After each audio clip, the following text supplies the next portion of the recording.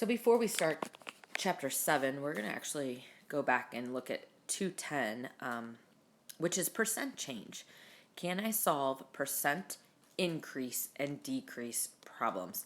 And I know I have a lot of it kind of already set up here for you, but I am going to walk through these problems. Whatever is written on the page, please make sure that you get written on your page. And this is the only slide, so not that much. So percent decrease. Okay, think of a sale. If a shirt is on sale, a pair of shoes are on sale, decrease means the price is going down. Okay, so the price is going to be going down. And so if we look at example 1, we can see that the original price was $82 and the new price, what you would pay, would be $74.50. That price has gone down. It's smaller than. So this is an example of a percent decrease.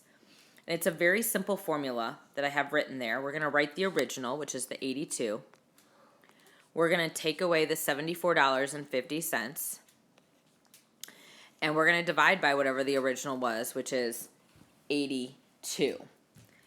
And when we go ahead and simplify this, we're going to get $7.50.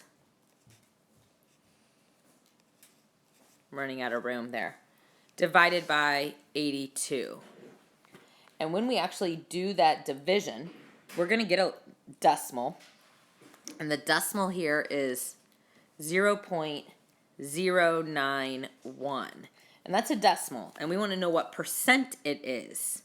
How much did this price go down? And so to find a percent, to go from a decimal to a percent, we multiply by 100.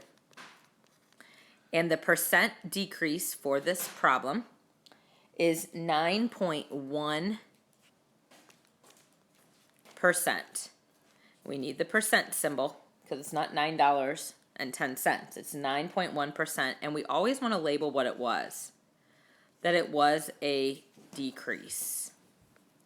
So 9.1% decrease.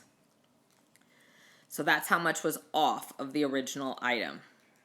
Let's go ahead and look at the very last example here, which is a percent increase. So how do we know if it's an increase? Well, the change is increasing. It's above. It's bigger. It's going up.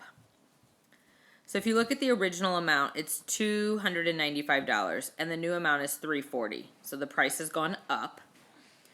And to find out how much or what percentage it goes up, we have our formula here. And this time we're going to take the new amount, take away what the original was, and always divide by the original. And so when we go through this